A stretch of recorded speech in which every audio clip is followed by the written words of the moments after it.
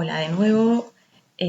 Nada, acabo de hacer un directo en Instagram y he dicho voy a grabar para subir el vídeo también en YouTube, ¿no? Porque, bueno, sin más, era para daros unas pautas básicas, ya que nos hemos puesto con esto de la educación emocional en familia, pues bueno, me gustaría compartir con vosotros y vosotras unas pautas básicas.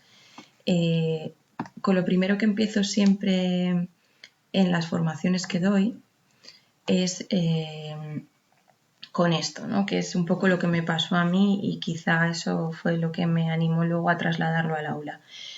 Cuando yo estuve enferma, cuando tuve cáncer, mucho de lo que recibía de la gente eran estas frases, no llores, no estés triste y no te enfades. Y era como súper contradictorio. Digo, pero ¿cómo no voy a estar así, no? Entonces, esa historia de que no me validaran las emociones que sentía en ese momento me llevó a pensar que eso mismo se lo trasladábamos a los peques y que esas tres frases repetíamos una y otra vez cuando los niños estaban tristes o estaban enfadados. Entonces ahí dije, esto hay que cambiarlo y hay que buscar la forma de hacerlo. Y ahí surgió el proyecto Sentí tú, y ahí empezó todo, por así decirlo.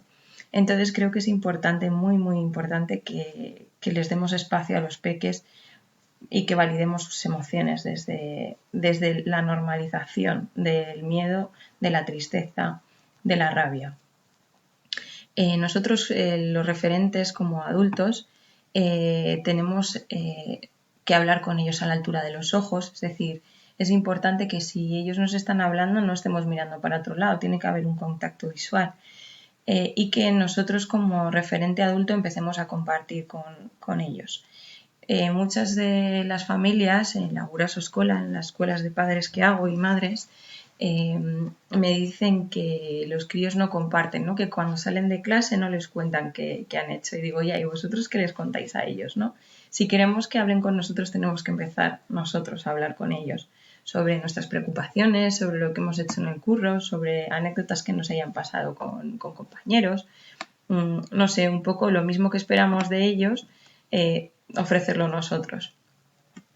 Es importante que empecemos a hablar desde el corazón, es decir, desde cómo me siento y cómo estoy. O estoy triste, estoy cansada, a veces también se nos mezclan emociones y nos despolarizamos con el enfado y lo que hay debajo es mucho cansancio, entonces hay que saber también aprender a decir lo siento, ¿no?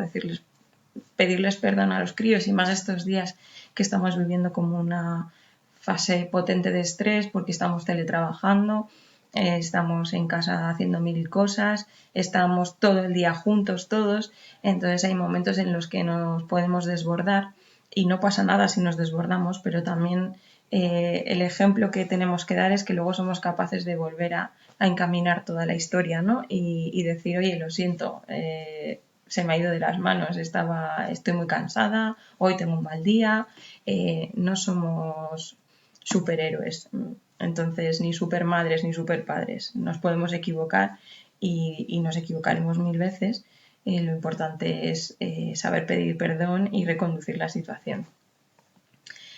Uno de los aspectos que dificulta la comunicación en familia es que cuando un tema nos es incómodo tendemos a cambiar de tema. Es decir, si los niños nos preguntan algo que nos resulta incómodo, nos ponemos a hablar de otra cosa o hacemos como que nos han llamado por teléfono o yo qué sé, ¿no? Y es un error. Al final, lo que estamos haciendo con eso es decirles que de ese tema en casa no se habla. Y entonces no volverán a preguntar. Y hay temas que es interesante que hablen con nosotros, ¿no? Pues, por ejemplo, de sexo o de la muerte o de cualquier inquietud que puedan tener. No tenemos las respuestas a todo y evidentemente habrá cosas que nos pregunten y que les digamos, oye, pues es que no sé, yo no tengo la respuesta tampoco y no pasa nada. Y bueno, este era un poco el tema de hoy, ¿no? Abrir la veda para hablar de todo en familia, acoger los temas que vengan y que no pasa nada si no tenemos las respuestas. Siempre comento que yo hace 10, 12 años ya, cuando empecé en educación,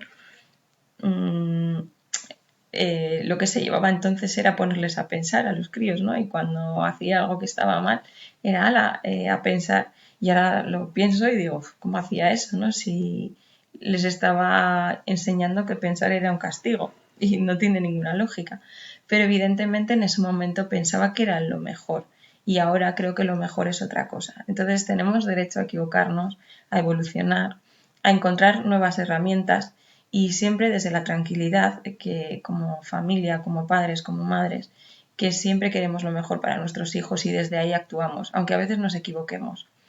Y en el momento que adquirimos herramientas nuevas, pues lo intentaremos de otra manera distinta.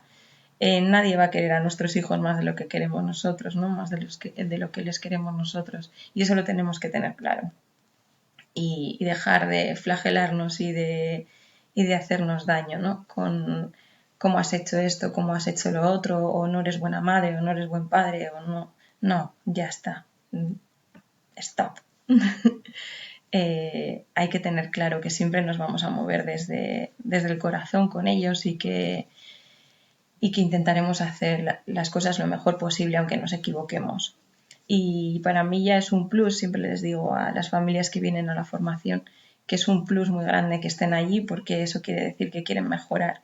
Oye, y no todo el mundo está dispuesto, ¿no?, a ponerse en duda y a cuestionarse como padre o como madre, intentar buscar un camino nuevo para educar a sus hijos. Así que ya solamente por eso, una super medalla. Y nada, y con esto os dejo hoy, ¿vale? Un besito. Agur.